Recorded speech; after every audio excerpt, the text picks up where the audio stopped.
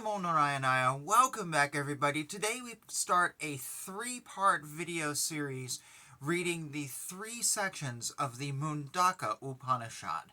So today, section 1. Om. Brahma, the creator of the universe and protector of the world, was the first among the gods to manifest himself. To his eldest son, Atharva, he imparted that knowledge of Brahman that is the basis of all knowledge. The knowledge of Brahman that Brahma imparted to Atharva, Atharva transmitted to Angir in the days of yore. Angir passed it on to Satyavaha of the line of Bharadvaja. He of the line of Bharadvaja handed down to Angiras this knowledge that has been received in succession from the higher to the lower ones. Sanaka, well known as the great householder, having approached Angiras duly, asked, "O adorable sir, which is that thing which, having been known, all this becomes known?" To Sanaka he said, "There are two kinds of knowledge to be acquired, the higher and the lower. This is what, as tradition runs, the knowers of the import of the Vedas say.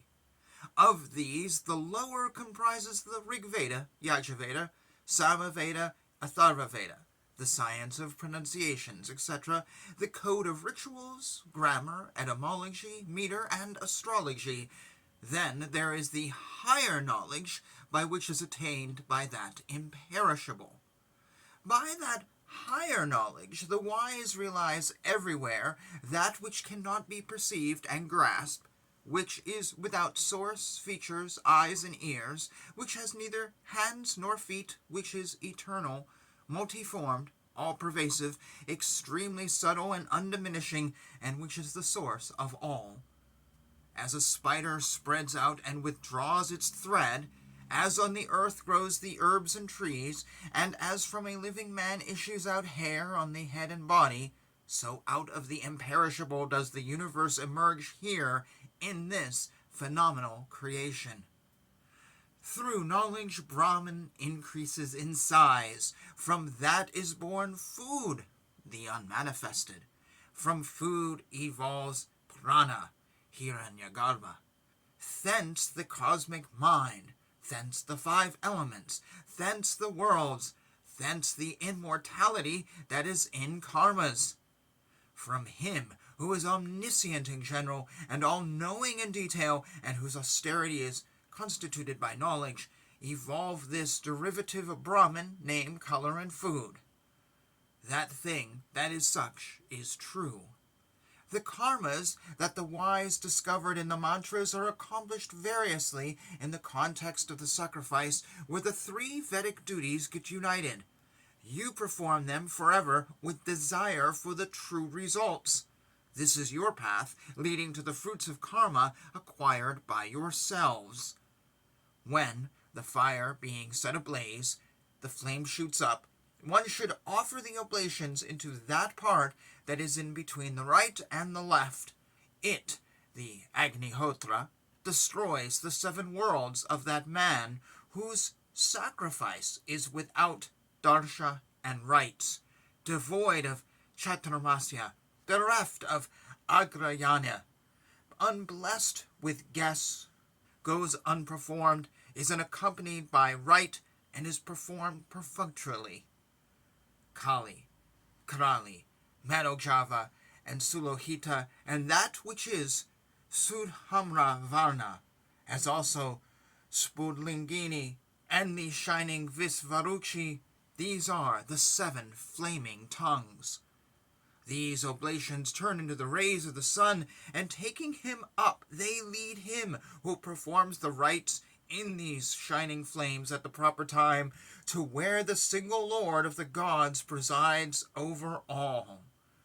Saying, "Come, come," uttering pleasing words such as, "This is your well-earned virtuous path which leads to heaven," and offering him adoration, the scintillating oblations carry the sacrificer along the rays of the sun. Since these 18 constituents of a sacrifice on whom the inferior karma has been said to rest, are perishable because of their fragility. Therefore, those ignorant people who get elated with the idea this is the cause of bliss undergo old age and death over again, remaining within the fold of ignorance and thinking we are ourselves wise and learned. The fools, while being buffeted very much, ramble about like the blind, led by the blind alone. Continuing diversely in the midst of ignorance, the unenlightened take airs by thinking we have attained the goal. Oh, since the men engaged in karma do not understand the truth under the influence of attachment, thereby they become afflicted with sorrow and are deprived of heaven on the exhaustion of the results of karma. The deluded fools, believing the rites inculcated by the Vedas and Smritis to be the highest, do not understand the other thing that leads to liberation. They, having enjoyed the fruits of actions in the abode of pleasure on the heights of heaven, enter this world or an inferior one. The forest dwellers and hermits who resort to the duties of their respective stages of life as well as to meditation, and to the learned householders who have their senses under control. They, after becoming freed from dirt, go by the path of the sun to where lives that Purusha, immoral and undecaying by nature. A Brahmin should resort to renunciation after examining the worlds acquired through karma with the help of this maxim.